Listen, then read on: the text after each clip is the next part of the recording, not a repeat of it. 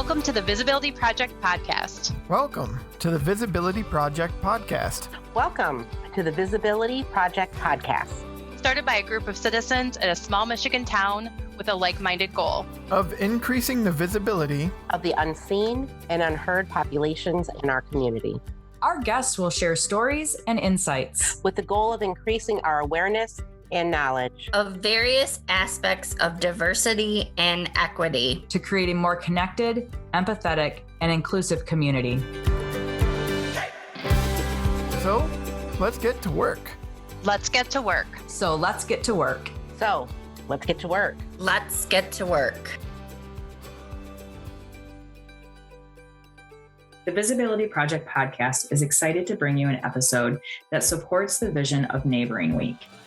Neighboring Week is an initiative of the Cultural Awareness Coalition, and its intention is to create an inclusive community where we get to know our neighbors, that we connect with our neighbors, that we relate to them, that we hear them, that we understand them, and that we know them.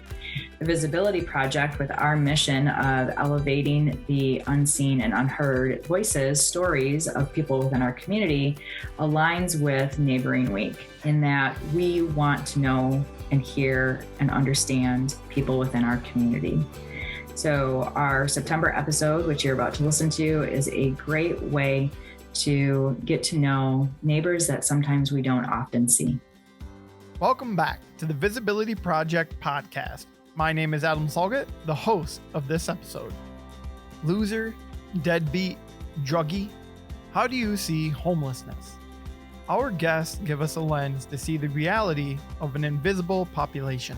People who are homeless are individually unique and deserve our empathy and dignity. Renee Penninger and Marty from Open Door and Renee Decrow representing Midland's Midtown area share stories and information to give us a true picture of people who are homeless. Renee Penninger serves as Executive Director of Midland's Open Door, a crisis shelter and soup kitchen ministry serving the Midland County community. Renee has served as an advocate for children at risk and for the homeless for the past 20 years. She completed her undergraduate studies in urban ministry at Moody Bible Institute and her MBA in nonprofit management at Hope International University. Marty Cooper is a New Jersey native who moved to Beaverton shortly after September 11, 2001 to be closer to family. Marty has lived in the Beaverton-Gladwin community for nearly 20 years, where he worked in industrial manufacturing. Wife to Aaron, a chemical engineer at Dow for 26 years, a mom to two young adults, Ethan and Jordan, and two teenage daughters, Lindsay and Lauren, Renee Decrow has lived in Midland since 1997 and permanently since 1999. Founder and owner of Live Oak Coffee House, real estate developer, and photographer for Captured Photography, Renee wears many diverse hats, but she most loves being called mom, wife, friend, sister, and neighbor. She is passionate about creating space for others to pause, connect, create, and grow. Her camera lens is one of her favorite tools to capture the imago Dei in people and encourage them to keep living their beautiful and redemptive stories. When you have more than you need, build a longer table and not a higher fence, has been a quote that inspires her to live her life loving and sharing her gifts in the community with others.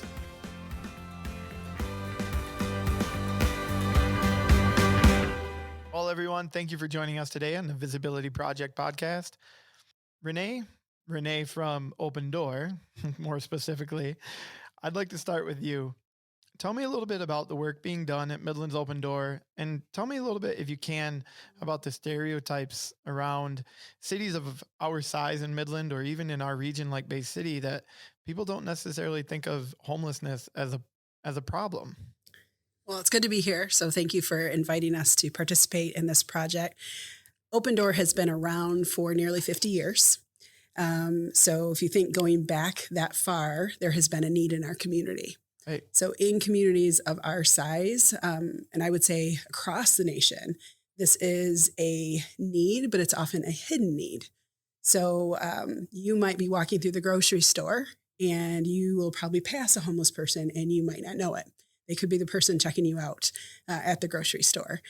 Because the reality is that we are given a stereotypical view of what homelessness looks like on television shows, right? And it's often not the case. If you go to a big city, you might see someone that quote unquote looks homeless, but really, what does that mean? Right. And that's exactly why I say that stereotype of like why people think it's not a problem in cities our size per se, because we don't necessarily have, people living next to burning campfires under bridges with boxes as their homes, right? Right. There are people that are, you could say, living on the streets, right? So they're roaming, they're couch surfing, so they're jumping from place to place.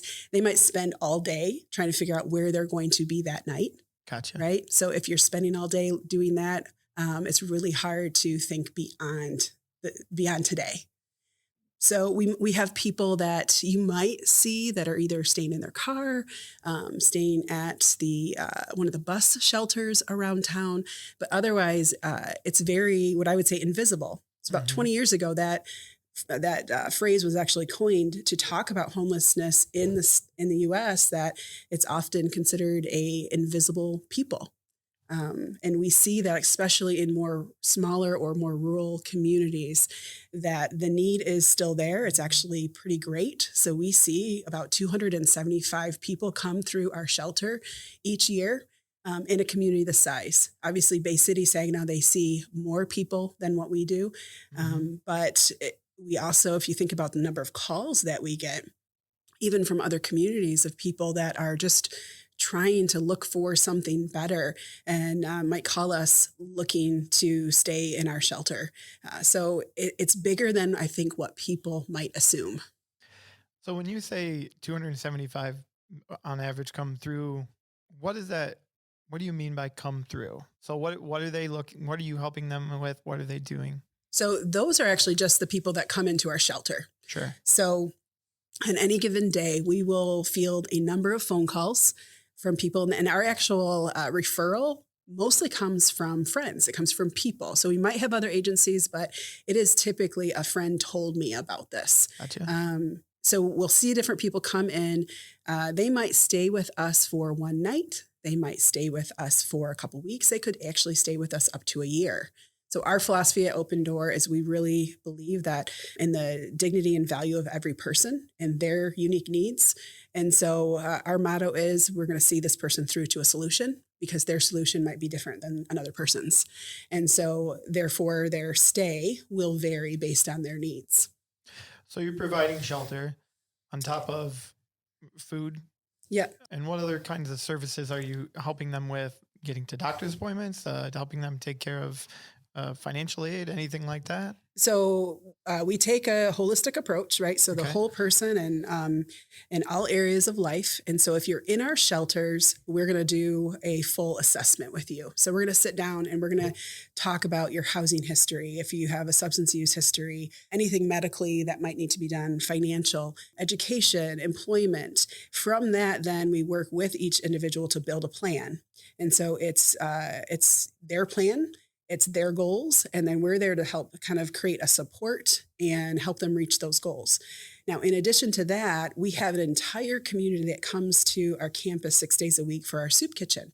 So we are the only soup kitchen in Midland, and we can see anywhere from 60 people up to 90 people a day. That's unique persons that will come through.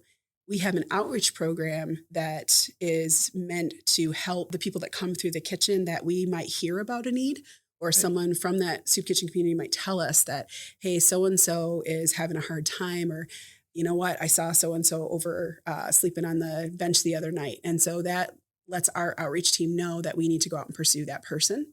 And so whether you are in our shelter or you're part of that soup kitchen community, we kind of have this wraparound approach.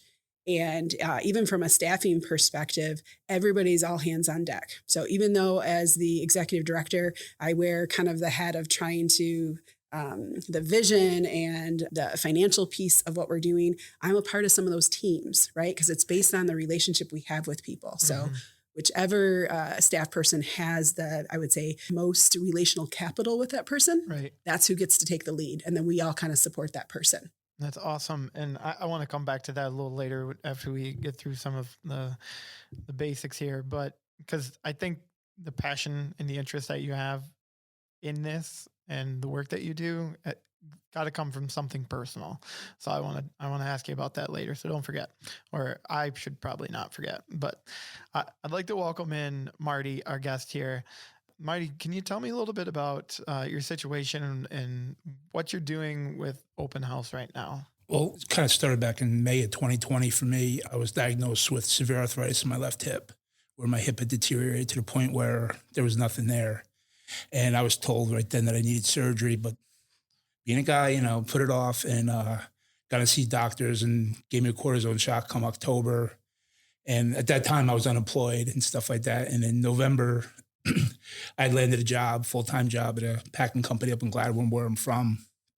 And I started full-time working and stuff like that. And when the cold weather came, the shots didn't work anymore. And I kind of just kept pushing through, because with everything that was going on and being a new employee in 90 days, can't wait for medical and everything to go in. With them, their short-term disability wouldn't kick in until November the next year after 1 year, because that's their policy. And I was there. I was like, I can make it till November. So it just kept getting worse and worse. And come May of this year, I couldn't work anymore. I couldn't walk. I called 911 actually to take me to the hospital, to take me out of my apartment.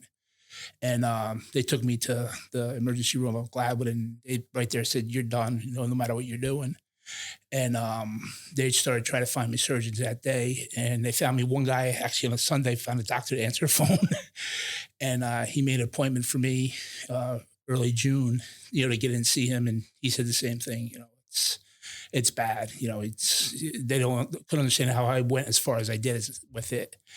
At that time too, now I was still employed in my work. The work kept me. They put me on medical leave, but I had no income coming in or anything like that. And I had couldn't pay my rent anymore. So kind of caught the window with all the eviction things that are going on. And I was evicted from my apartment. And I saw it coming, and I thought around, and I called the Midland Open Door, told my situation, and they said I fitted all criteria and stuff like that. And in July, I moved down here to, and I explained to them when I came in, before I got here, my whole situation, what what they were getting themselves into, and they didn't seem to mind at all. They welcomed me open armed and stuff like that. August 12th, I had my surgery, had my hip replaced, and been 2 weeks out now, and basically almost be able to walk normal again, which has been a blessing, more than anything. And I still waiting to go back to my job and stuff like that, but it's been an interesting roller coaster and stuff like that. And my hat's off to Open Door, because they were, they've had a lot of questions, and they were a little skeptical, especially when you come back from the hospital and stuff like that. And we all got through it pretty good, and and things like that. So it sounds like they were able to help you avoid being, completely displaced and having nowhere to turn for shelter, right? Right. Yeah. They I was able to go there and be able to get there, and they actually, because I was having a hard time taking care of myself too, like cooking and stuff like that, some of the basic stuff, so they were able to provide what I couldn't do for myself anymore.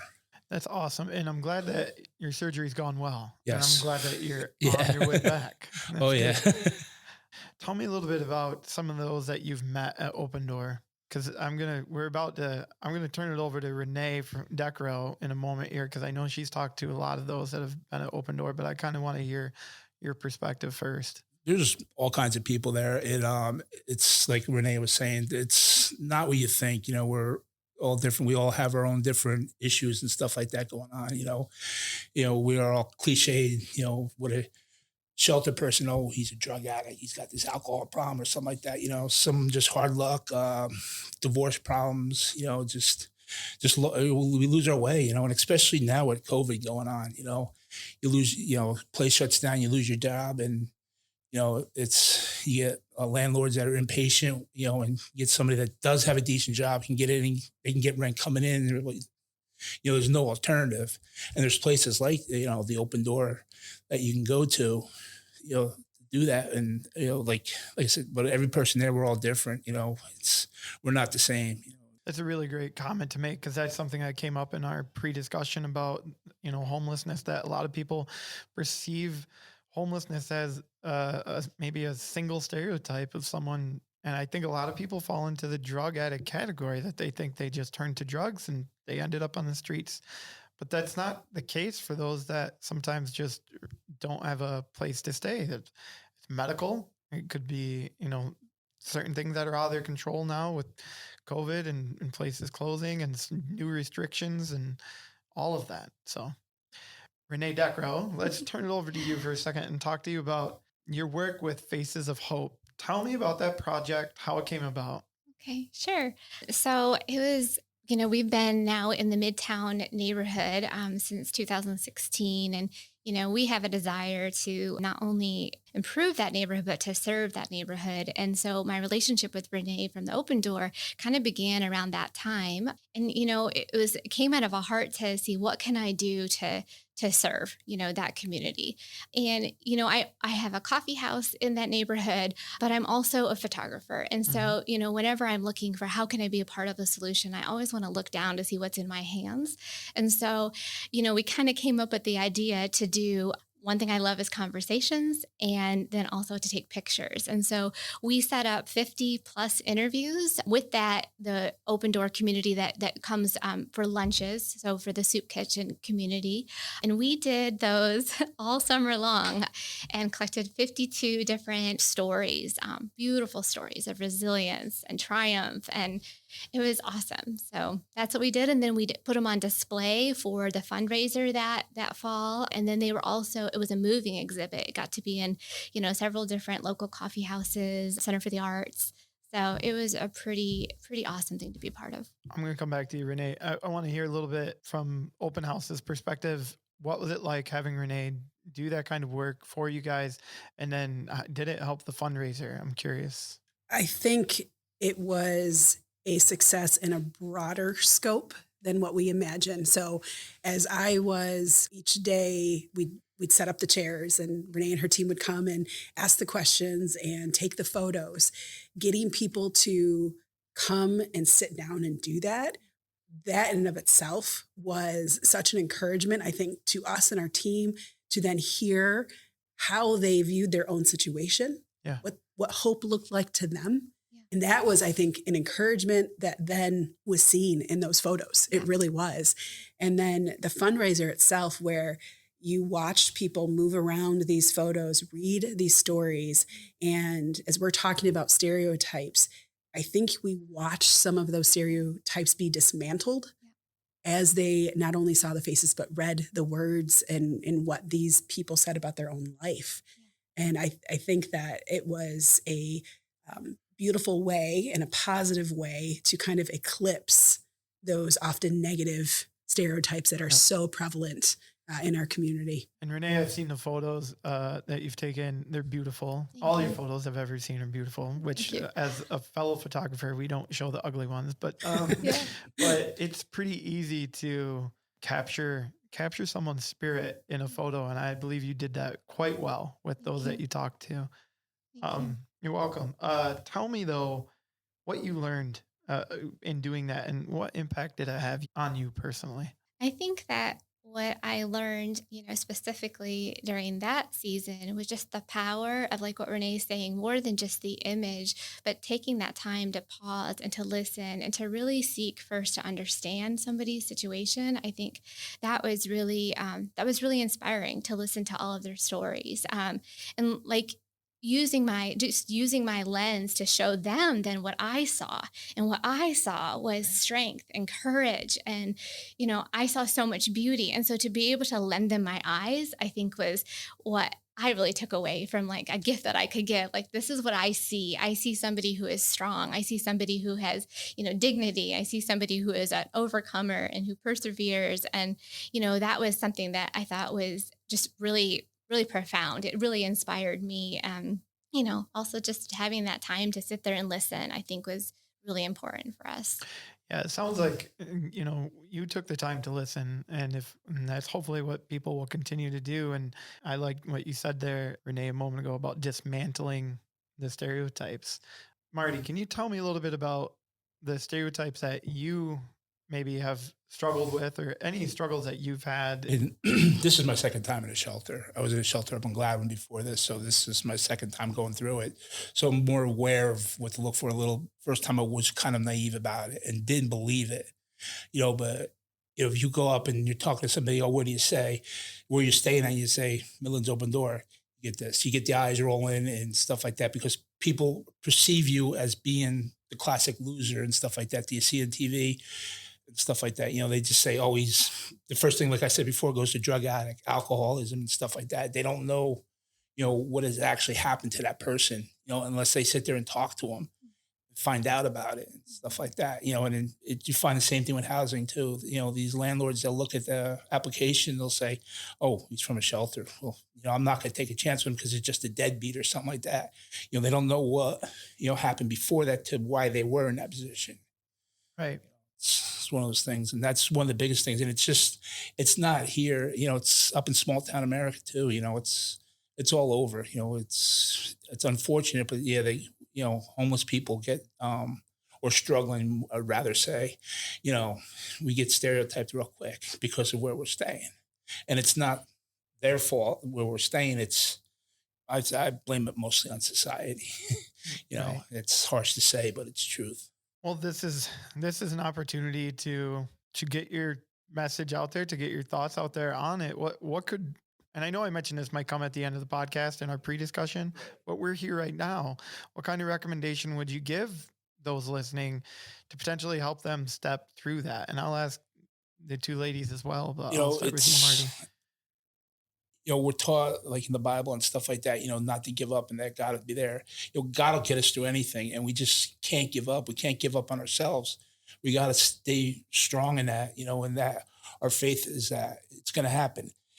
It's you get that crack, you get your foot in the door somewhere or anything that happens for you, you take advantage of it, you got to stay humble and whatever your worth is and then work up, and just because you get rejected, like going to an apartment and get rejected there, you say, well, I'm done. No, you go out there and I've applied since I've been at Open Door about 10, 11 different places to live up in Gladwin and stuff like that to go back. And stuff like that, it just one of them's got to, somebody's going to have to take a chance or something like that. You just got to keep on plugging along. You can't give up. You can't let life get you down. And that's the biggest thing. Any advice I give to anybody, just keep going forward. That's what I was going to say. It sounds like from your perspective, it would be stay as positive as you can, no matter the situation. Right. And in thinking about how society needs to change or what we could do to maybe help people change their perspective on homelessness. Renee from Open Door, what would you say?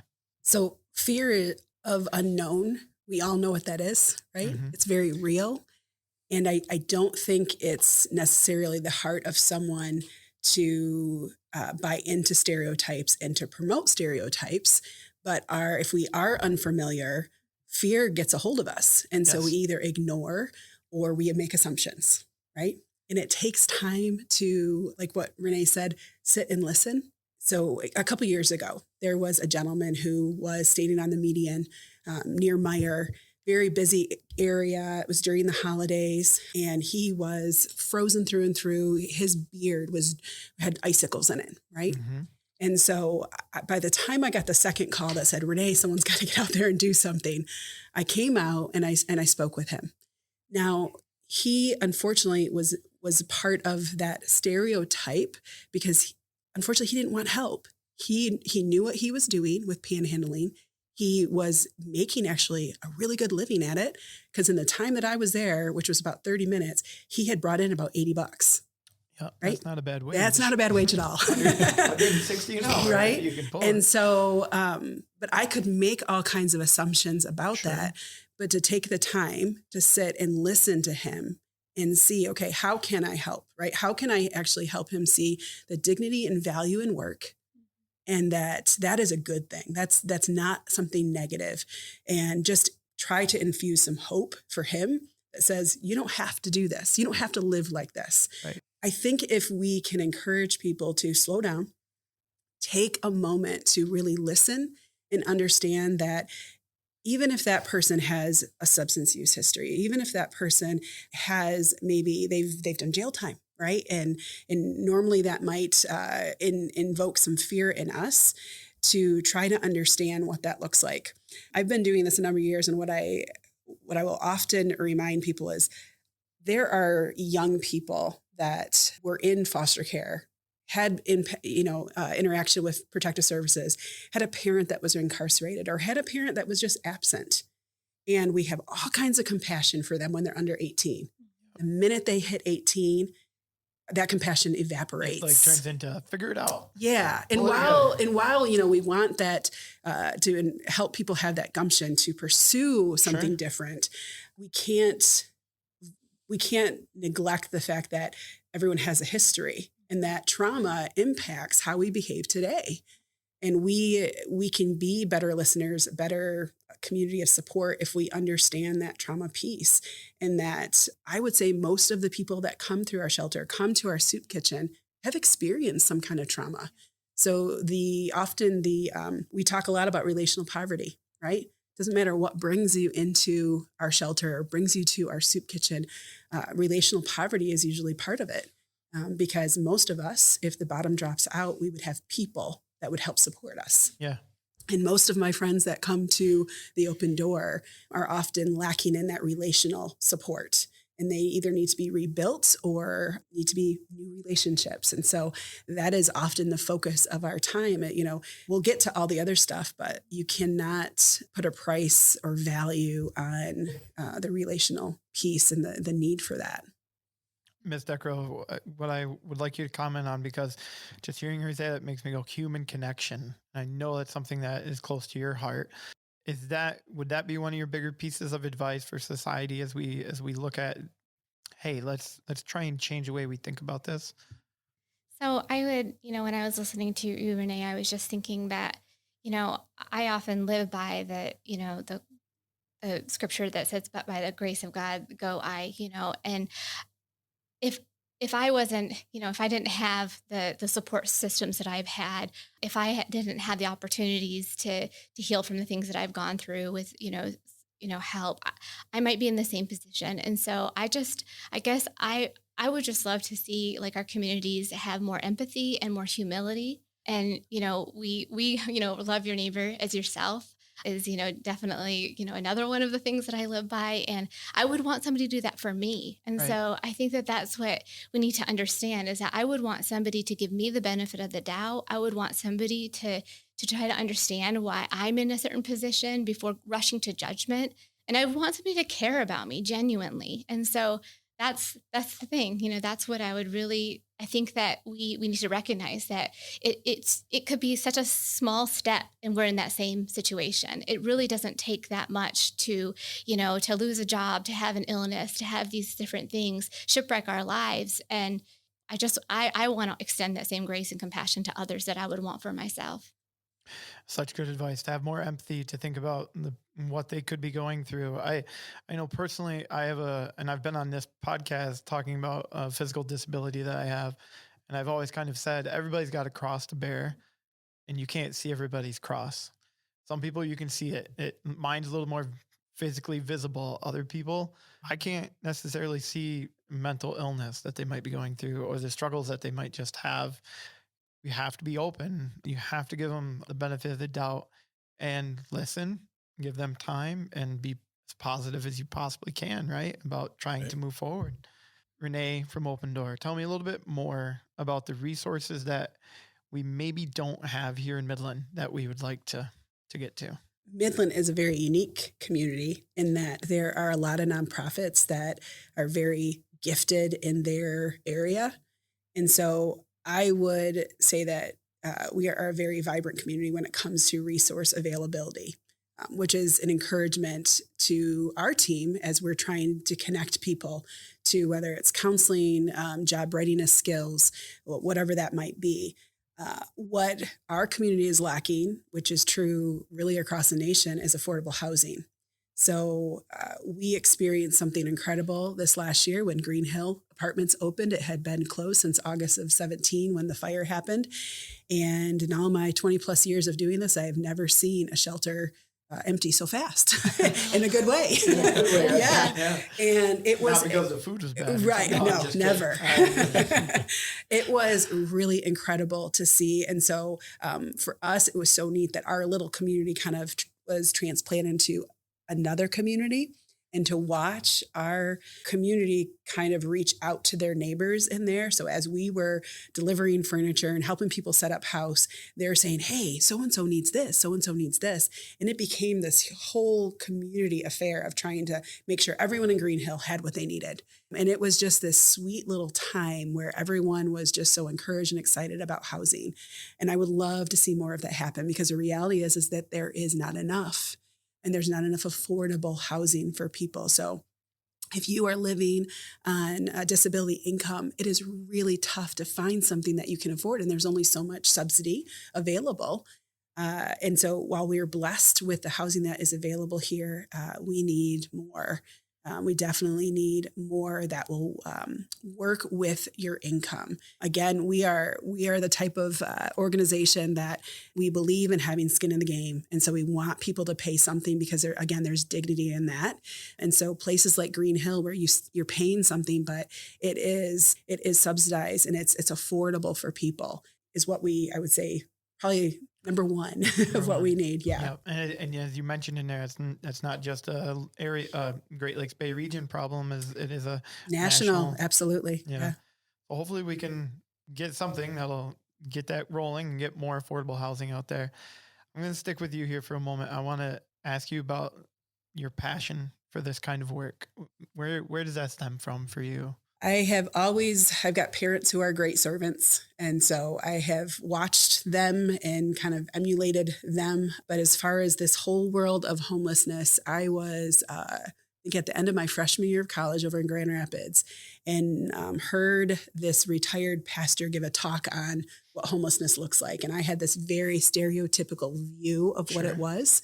And so afterwards I asked him, can I tag along on one of your walks? And so I spent an entire evening into the night with him. And, for me, small town, growing up in a farm community, it was incredible what I saw. And there was a lot of fear, right? So the first person we came across, this is back in the early 90s. And so she had this ring of silver on her mouth from huffing paint. And he just was so gentle, listen to her. And here it is, someone might look at her and say, here's this addict, right? Mm-hmm. What is she doing? Why is she here? Why is she living like this? But he encouraged her. He helped connect her. He used his phone to make sure she got to where she needed to go. And we just talked to so many different people that night. I had my first interaction with someone with schizophrenia. And this kid did not know what to think about this. And it just taught me that there was this whole world out there that we either ignore or we kind of stuff in buildings, right? Kind of away from everybody. God used that to just grow this passion in me that this is where he wanted me to serve. And I've been kind of doing that ever since, and just in love it. I get to listen to people, encourage people, and recognize, like what Renee said, there is not a huge difference between me and Marty here, right? We all have need of that daily grace and compassion from others, and we give it as well, right? It's we love the word at Open Door, interdependent, not independent, right? Because we are made for each other, we're made for relationships, and we recognize that we need each other. It's never we're just giving to you. It's a back and forth. And so it's a great privilege to actually walk with people during some of their darkest hours. As crazy as that sounds, it is actually a privilege. Well, it's a beautiful perspective. Thank you for your work that you're doing. I can tell just by watching you explain it and the vividness that you have of your first experiences, how it made an impact on you. And I'm glad that you're still fighting the good fight, I guess. I mean, you're just doing great work. So thank you. Thank you. Ms. Deckrow, I know faith is important to you. I'm sure that's part of where this passion work comes from, but tell me, why do you want to give back to the community? What is it that drives you? Gratitude. I have been so blessed in my life, and I'm very aware of that. And so, to whom much is given, much will be required. And that's what we believe. So I've also experienced, mental illness, in my family members firsthand. So I've seen the effects of that in my own personal life. Again, it's what can I do to be a part of helping this, and this is just the what I have, the tools that I have in my hands. I have space and I have a camera. And so, there's a lot of things we can give. I think we can give of our, listening to somebody, we can give our kindness, we can give our compassion, and it really isn't that big. We can give of our time, talent, and our resources. Awesome. I know there's a sign at Live Oak that reads, "When you have more than you need, build a longer table, not a higher fence." I read it the first time I was in there. I showed you a picture I took with that in the background. It's it's always been something that's stuck in my head, and my parents have been a big influence in that space for me as well. So thank you for doing that same thing, doing it in our community. Midland is greater for it. Marty, what's next for you, sir?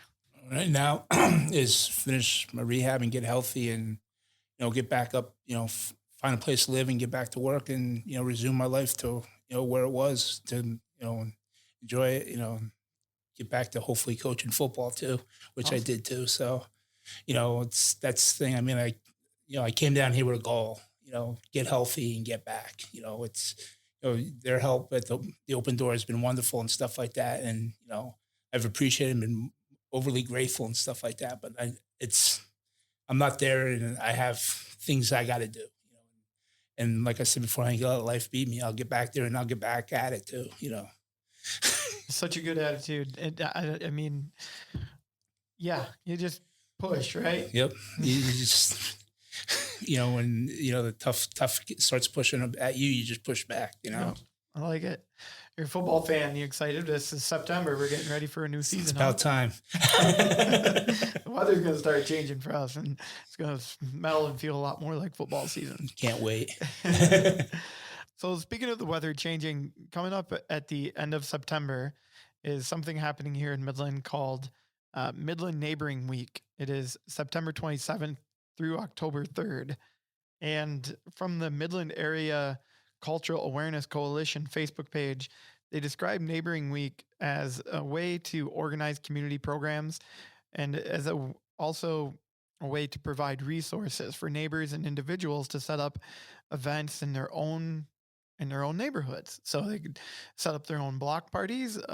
They're encouraging organizations to get involved and to help set up events.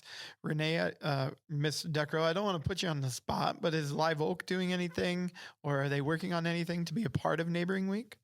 Yeah, we do have a few things that we're working on. I don't know exactly what those are, but one thing that we worked with, actually with Renee 2 years ago, pre-COVID, is a trunk or treat. So we will be doing that again this year. But yeah, as far as like specific things, we just have more like surprise. Like when we do coffee blitzes, we have some of those types of things planned. So yeah, nothing real big of an event for that particular week, but we do have something planned. That's great. And I know, to me, Neighboring Week's happening every week at Live exactly, Oak. exactly. What I mean? So you mentioned in our pre-conversation a little bit about multiple people coming in from Open Door into your space. You want to make a quick comment about that? Yeah, we do. We have several of our friends from the Open Door come in every single day, a couple times a day, and all of our baristas have gotten to know them. Sometimes we get poetry from Ray, and sometimes plays piano. We really come to love Nancy.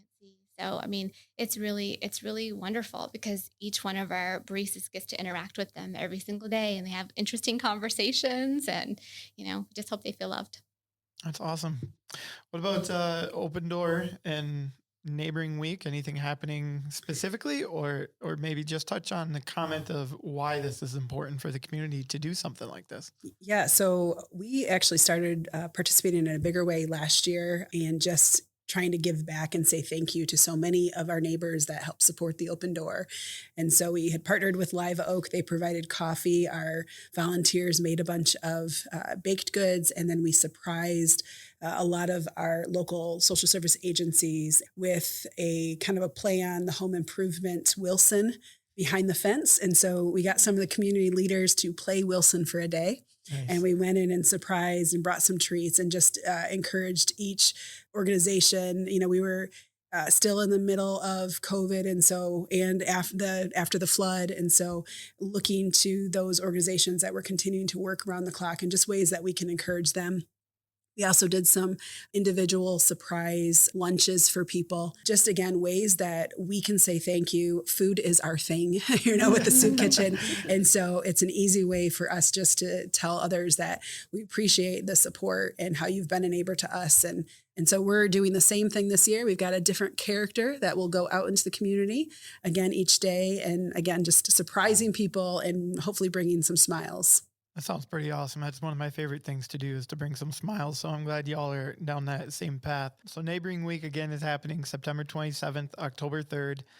It's an opportunity for those in Midland, to really focus on bringing light to areas that maybe don't get as much attention, or the opportunity to get to know a neighbor that maybe you just haven't taken the time to go over and say hello. Because the goal is to make Midland an inclusive community where everyone can thrive. Marty, she mentioned the food. How was it? I've been there about 2 months now. I think I've gained like 12 pounds. It is really good. And we do serve healthy food, Marty. Come on. No, it actually is healthy food, and it's really, really good. I mean, you get fruits, you get vegetables, you get everything, and sometimes with donations and stuff like that come in, we get some of that too. So we never run out of food. We always have enough. That's good to hear. That's really good to hear. Renee from Open Door, is there any parting words for our guests as we wrap up the podcast? I would just encourage people to take your time, pause if someone shares something with you. Again, helping bring some dignity to each person just by listening. If that's the one thing that we can do when we maybe are faced with someone who is homeless or there's some unknown there, I think that just provides so much value to the person and honestly to us as well, right? We learn from that. And so I would just encourage people to do that. I would also encourage people, our soup kitchen is open to anyone. Mm-hmm. And we push that. If you are thinking you want to learn more, and maybe this does freak you out a little bit, right? What would it mean to talk to someone? Come and have lunch. No questions asked. You come in. We're going to ask your first name just so we can get a count. But then you come in, we're going to serve you, and you're going to get a chance to sit down with someone and hear their story. You can share your story and just be a part of that community. And I think people think it's going to be a sad environment, and it's not. Renee, you've come and you've been a part of our lunches, and it's a very vibrant community. It's an encouraging community. And so I would just encourage anyone, please come by for lunch. Any parting words from you? I do. I actually have a poem. Oh, awesome. Can I read it? Okay. Absolutely. I love it. It's by Morgan Harper Nichols. And it says, empathy. Let me hold the door for you. I may have never walked in your shoes, but I can see your soles are worn. Your strength is torn under the weight of a story I've never lived before.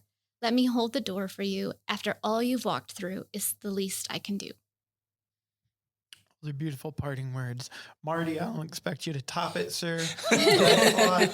I'd give you the opportunity to, give us a soliloquy as well. But anything you'd like our listeners to think about as we finish up the podcast? The only thing I could really say is, don't judge us, because we're not, we're in a shelter or something like that. You don't know our story, and like if you do come into the shelter and you talk to us or, you see us around someone on the street, just don't judge, we've got issues, we all have a plate right now, and we're in a situation but we're not where we don't want to stay there. We want to get back and stuff like that. And this is an opportunity for us to reload and get back into the fight, and that's about it. It's that's awesome. No, I love the comment there. It's an opportunity for you guys to reload and get back into the fight and be ready to go and get back to interdependent and a little bit independent, right? It's a balance, I suppose. I really love that concept, by the way. Well, I don't want to extend our time too much. I just want to say thank you, each one of you, for being a part of the podcast, for being open and sharing. And hopefully someone who listens to this, it kind of gives them the opportunity, gives them a little bit of gumption to go out and do better in the world and give somebody some time and learn their story. Thank you. Thank you for having me. Thank you. As part of Neighboring Week, the Cultural Awareness Coalition is asking community members, businesses, nonprofits, faith communities to get involved. For resources and neighboring ideas, and for a list of community neighboring events, please check out the Neighboring Week Toolkit at midlandculturalawareness.org. It's a great resource and a great way to connect with things that are happening in our community where you can get to know your neighbor.